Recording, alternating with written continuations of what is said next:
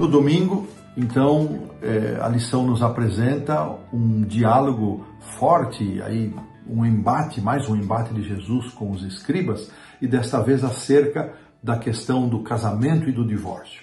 O autor coloca com muita sabedoria que, muito possivelmente, este assunto tenha sido trazido pelos fariseus, levando-se em conta a situação matrimonial de Herodes. Esse assunto já havia sido objeto da prisão de João Batista e de sua morte.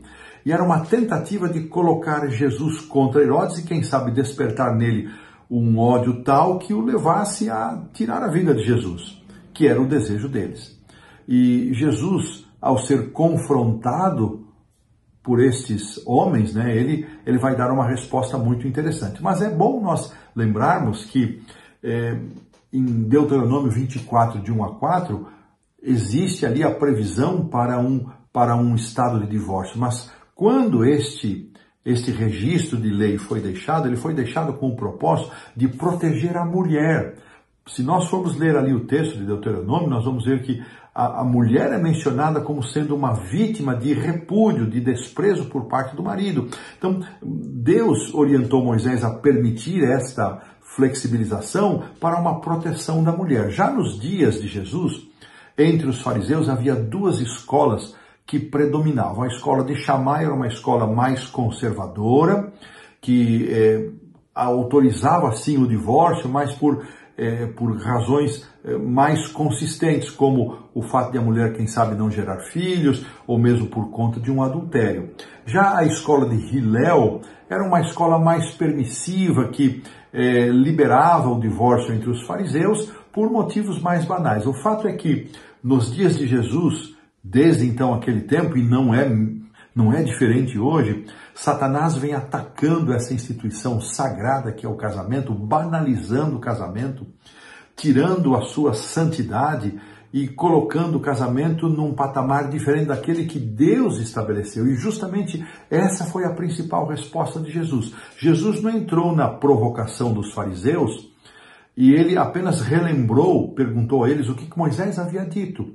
E ao receber a resposta dos fariseus, que era justamente a menção ao Deuteronômio, capítulo 24, de 1 a 4, Jesus vai além e relembra os ideais do casamento instituídos por Deus por ocasião da criação, dizendo que esse é o ideal de Deus, esse é o que valia. A santidade que Deus estabeleceu para o casamento antes do pecado ainda era válida, por isso o homem deveria deixar o seu pai e a mulher também o seu pai e a sua mãe deveriam se unir e seriam ambos uma só carne, vivendo em um estado de santidade nessa instituição especial. Mas não era isso que estava acontecendo.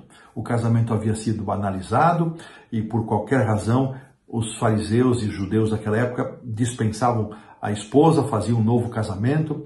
E não é diferente hoje, irmãos. Nós vemos uma banalização dessa instituição sagrada e essa lição, ela vem num momento interessante em que nós somos chamados, mais uma vez, a repensar o nosso compromisso com o casamento. O compromisso que cada um de nós fez diante de Deus, familiares, diante da igreja, no altar onde fomos abençoados em santo matrimônio, para respeitarmos isso. Infelizmente, quando existe uma quebra dos votos matrimoniais, em geral, na grande maioria das vezes, é porque um dos dois cônjuges, ou mesmo os dois, eles dão lugar ao egoísmo, permitem que o egoísmo e não o temor de Deus, não a vontade de Deus, prevaleça na sua vida. Resultado, separação, dor, tristeza, confusão. Infelizmente, essa é a realidade. E os filhos acabam sendo envolvidos nisso, acabam sofrendo e enfrentando grandes dilemas. A igreja tem as suas normas, as suas regras, e hoje, como adventistas do sétimo dia, nós, pelo nosso manual da igreja e também pelo preceito bíblico, entendemos que um divórcio possa ser aceito e praticado quando existe aberta e declarada infidelidade, transgressão do sétimo mandamento de um dos dois cônjuges. E a igreja trabalha em favor para que isso não venha a acontecer e trabalha também para unir as famílias, para que haja perdão, para que haja reconsideração, para que haja união e não para que haja separação.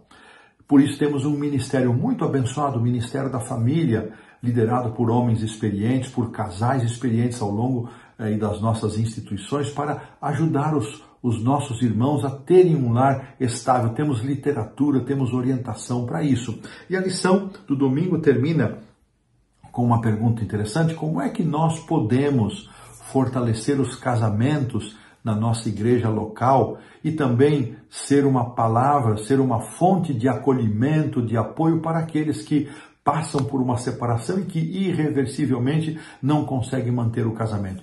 Duas perguntas muito interessantes para nós pensarmos e respondermos aí com ações práticas. Nós podemos fazer várias coisas para ajudar os casais e também temos que ter uma postura de acolhimento para aqueles que, infelizmente, atravessam por um período nebuloso na sua vida e que termina em separação. Aqui, então, fazemos uma conclusão na lição do domingo.